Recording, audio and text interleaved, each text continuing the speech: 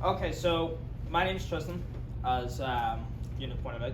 I'm 17 and I'm here today to talk about courage. So, courage. Courage, I believe, to be the lifeblood of humanity's greatest weapon and most powerfulest, the indomitable human spirit. This allows us to succeed and persevere in all aspects of life, and it is the courage that formulates the determination to be victorious. May it be in school, may it be in your job, your military service, and most importantly, finding oneself. Success is not final. Failure is not fatal. It is the courage to continue that counts. For those of you who don't recognize this quote, it's from Winston Churchill, the United Kingdom Prime Minister during the Second World War. This quote summarizes how challenging life will be. However, with courage, it allows us to face these challenges head on, with or without fear of failure. Much like the brave and courageous soldiers who fought the unyielding regime of the Nazi Blitzkrieg. I doubt without the sacrifices to these courageous men and women when volunteering their lives that they didn't even know if they were coming back from to save our own world. I doubt we would be living in where we are today. So this, without a doubt, proves what the power of courage can do. All it takes is time, and most importantly, you. You must craft your own courage, and when you prevail in conquering a challenge that you felt was almost impossible, know that it was you that made it happen. I would like everyone to take a moment to listen to this in particular. Wisdom cannot be granted, it must be earned, sometimes at a cost. This quote was from my own personal fictional hero, a character named Optimus Prime from Transformers. The reason for this is because he is a leader that I strive daily to be. He is selfless, he is brave, he's encouraging, he is thoughtful, he is wise and inspiring, and above all, he is courageous. From a character who originally started as a simple data clerk in a library to becoming the fearless leader that has inspired me to do better far enough. And this personally relates to me because for the majority of my life I didn't really take an interest in anything apart from just sitting in the house and like playing Xbox and stuff, and I didn't really do much outside of it until COVID happened actually.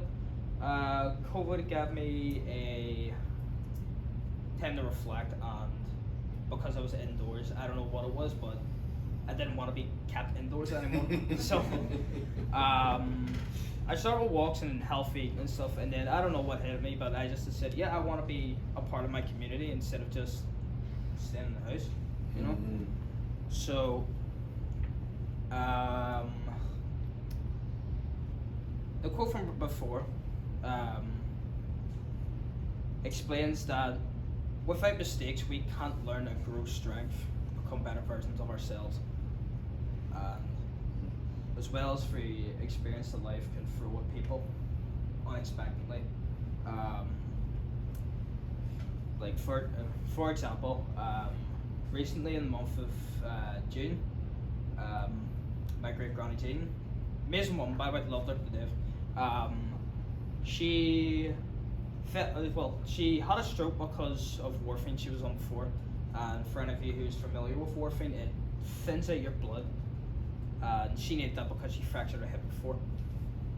She was in hospital for months and months on end, and then she got back. She was the best in weeks, and then she got hit in hospital, and then eventually, yes, she passed. Oh, it was horrible. It was a tough time for me, and for the rest of my family. But there's one thing my granny taught me. My granny taught me how to be kind, how to be hospitable to people, how to treat everyone with respect, how to give. My granny was an amazing woman.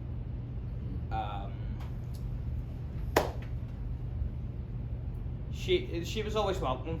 Like she, as one of my friends explained to me, she was a beacon for our family. Her house was always welcome to everyone, and typically because she got to the age where she couldn't really look after herself.